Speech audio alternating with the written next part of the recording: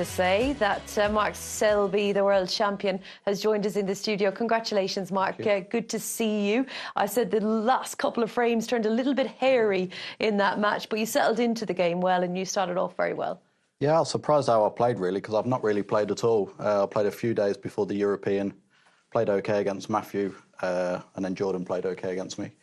And then I've not really hit a ball since then. I probably played an hour before I come up here yesterday. So, yeah, just not really got any motivation at the moment to play. But, you know, I'm out there and I'm battling.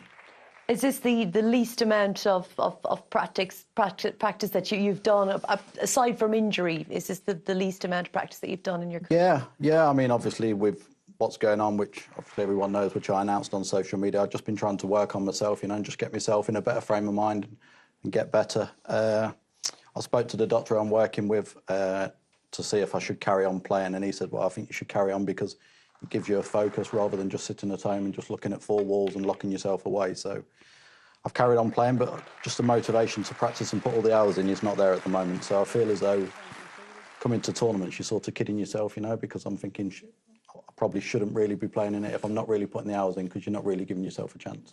I suppose people do things different ways. I mean, Hossein thought maybe, you know, you might want to take a break, but obviously you enjoy playing. I know that, I mean, you took quite a long break after you won the World Championship. I don't think you picked up a cue for 2 or 3 months, did you?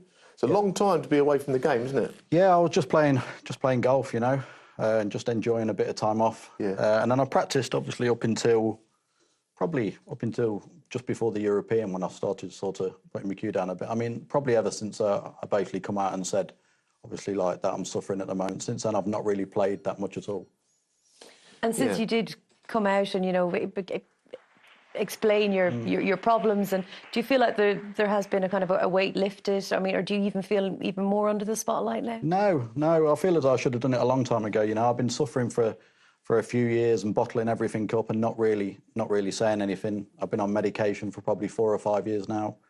And Vicky kept saying to me, look, I think you should probably say it, but I'm not one of them to just say it and make an excuse, you know. I mean, there was never really a right time, and I never felt that it was the right time to say it. It was just, we was travelling home after the Masters. Vicky had gone into the services to get a drink, and I just sat in the car and just sat there just staring out the window and just felt I can't carry on, just keep bottling it up and trying to hide it all, you know, and just basically wearing a mask, like I said in the tweet. So I thought the best way to do it, rather than just make an announcement and say it in an interview, I thought if you do it on Twitter, obviously there's a lot of people on there, it's probably the best way, and it felt the easier way for me rather than just verbally say it in front of the camera. So you know, all these world titles you've won, you've done even better to win them, you know, thinking about it. I follow cricket, as you know, and I've read a book about a cricketer, I won't mention his name, but he said that he had issues, you know, he had sort of mental health problems. Yeah. But when he was out in the middle, batting, no one could get near him. He was out in where it should affect him badly. Yeah. In his case, that was his safe space. And maybe, you know, at the Crucible, when you've won all these world titles, given you said it's been going on a few years, is that a safe space for you out there at the Maybe. table? I mean, when I'm at the table and obviously you're working out the breaks, you sort of think of nothing else other than the shots you're playing. The hardest part for me, I find, is when I'm sitting in my chair and trying not to think about too many things. And it's not really snooker related, it's just a lot of things off the table. 2016, I was in a bad place. Even when I won the Worlds, I mean, 2 tournaments before I played and I missed both of them, wasn't going to play in the Worlds. And even Vicky said, now, if you look back, even when I'd won the final and I picked the trophy up, Vicky said she came to the table with her and Sophia. And I basically just looked for them as if there wasn't even there, and she knew that I wasn't really right then. But, you know, I mean, like I say, I've been suffering for a while, been on different medication. Doctor's put me on another different medication, and I'm working hard with this doctor.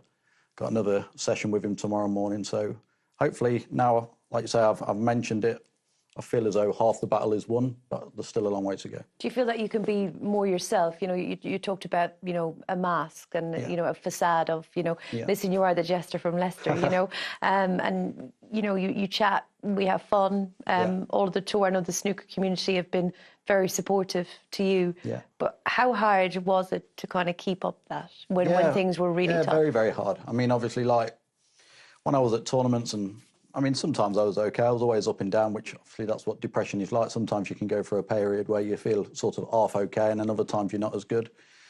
But I was doing it for a while, you know. I mean, people were saying to me, "You okay?" And I was just like, yeah, fine, when really I knew that I'm not, where at least now, by coming out with it, if somebody says, "Oh, are you okay?" and you're like, "Not really, I'm having not such a good day." I mean, especially at the Masters, even yourself, Rachel, when you came up to me even during the match when I played Barry, you said, "Oh, you just didn't look yourself out there," and basically I just ignored what the situation was and said, "No, I'm fine. I just played poor." But Vicky knew at the start of the match that going out there, it was going to be tough because she knows me as good as anyone, and she knows that if I'm in a good frame of mind, she knows what I'm capable of. But she sort of said to me after I'd lost, she said, "Look, obviously going out there, I just didn't fancy you to win even before the start of the match because I knew how you was."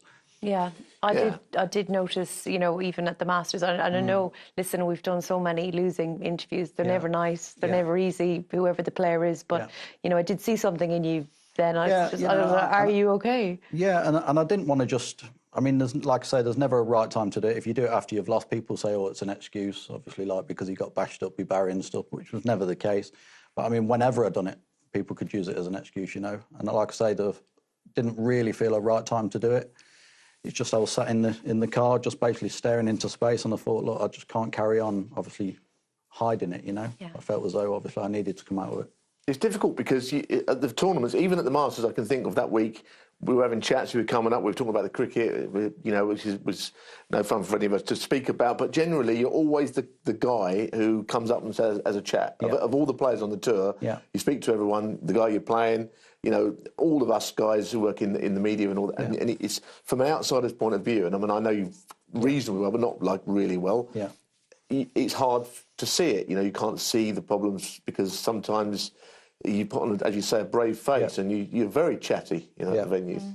Yeah, and I mean, it's tough, and you're trying to explain to someone what you're going through, and unless they've been through it themselves, it's hard to sort of relate to how you're feeling, you know. I mean, from one day to the next, I just don't know how I'm going to wake up. I could wake up tomorrow and I could feel sort of half okay, or I could wake up and feel, oh, it's like every day just seems like 48 hours long at the moment. Well, listen, it's a battle, clearly, but you've really shone a light on it, you know, because we see you as a happy-go-lucky, fun person, but really, you know, I'm sure there are many people in sport and, you know, in life, you know, going through these struggles. Hopefully you can find some inspiration and enjoyment here in Wales, because to be fair, the crowd, the fans, they were good, you know, today, and a good atmosphere, nice venue, and I know this tournament's very special to you. Yeah, of course. I mean, that's probably the most I've played in front of for a while, you know, whether because I've made the announcement to feel sorry for me and they've all come crowding in. But no, you know, I mean, I've had great support since I've come out with it. There's a lot of people on social media saying, look, obviously, if you need to chat, I'm here.